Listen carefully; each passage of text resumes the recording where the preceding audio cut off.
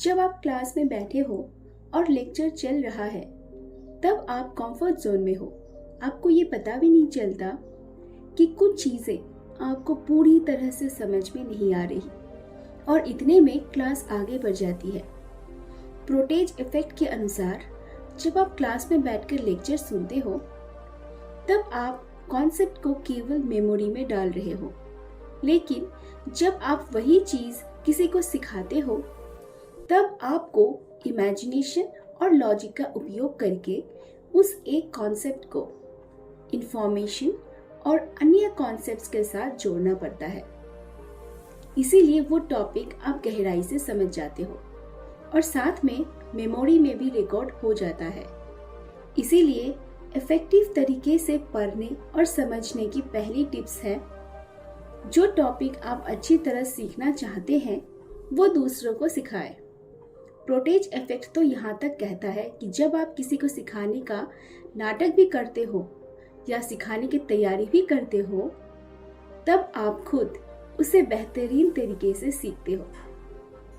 40 साल पढ़ने और सीखने पर रिसर्च करने वाले प्रोफेसर मार्टिन लॉबटल तो यहाँ तक कहते हैं कि अगर आपको कोई भी नहीं मिलता तो दीवार और पौधों को समझाने का नाटक कीजिए।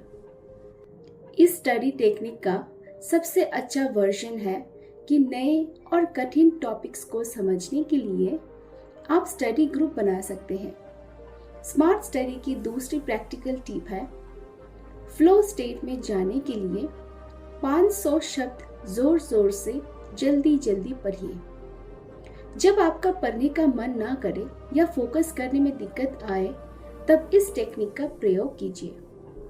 रिसर्च में देखा गया कि जब आप कोई इंटरेस्टिंग या थोड़ा सा कठिन आर्टिकल्स बोल बोल कर जोर से पढ़ते हैं और साथ में समझते जाते हैं, तब आप फ्लो में आ जाते हैं।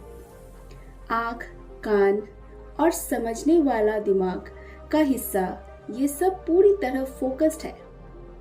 इस समय आपके कंसंट्रेशन का 90% से ज़्यादा प्रयोग हो रहा है, इसीलिए आप आसानी से फ्लो में आ जाते हैं। आपको क्या करना चाहिए? 500 वर्ड्स या करीबन 2 पेजेस पढ़िए।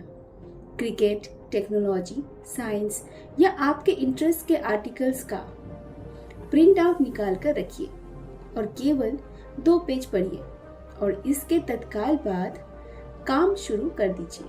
ये टेक्निक आप एग्जाम हॉल के अंदर जाने से पहले भी प्रयोग कर सकते हैं। अगली प्रैक्टिकल टिप है, पढ़ने की जगह एग्जाम हॉल जैसी होनी चाहिए। जी हाँ, आपने बिल्कुल सही सुना। एक इंटरेस्टिंग रिसर्च में देखा गया कि जिन लोगों ने एक कमरे में पढ़ा और उसी कमरे में टेस्ट दिया, उन्होंने मेमोरी टेस्ट में बेहतर स्कोर किया, और जिन लोगों ने एक तरह की सेटिंग में पढ़ा और उसके बाद बिल्कुल विपरीत सेटिंग में ले जाकर टेस्ट दिलाया गया, तो उनका मेमोरी स्कोर कम रहा। यानी आपको एग्जाम हॉल की सेटिंग या वातावरण कॉपी करना है। देखिए, एग्जाम हॉल में क्या होने वाला है। अधिकतर एग्जाम टेबल, कुर्सी या बेंच पर होने वाले हैं। कमरा शांत और डिस्ट्रैक्शन फ्री होने वाला है। एग्जाम हॉल पर टेबल पर कोई सामान नहीं होगा। उसी तरह आपके पढ़ने की सेटिंग भी होनी चाहिए।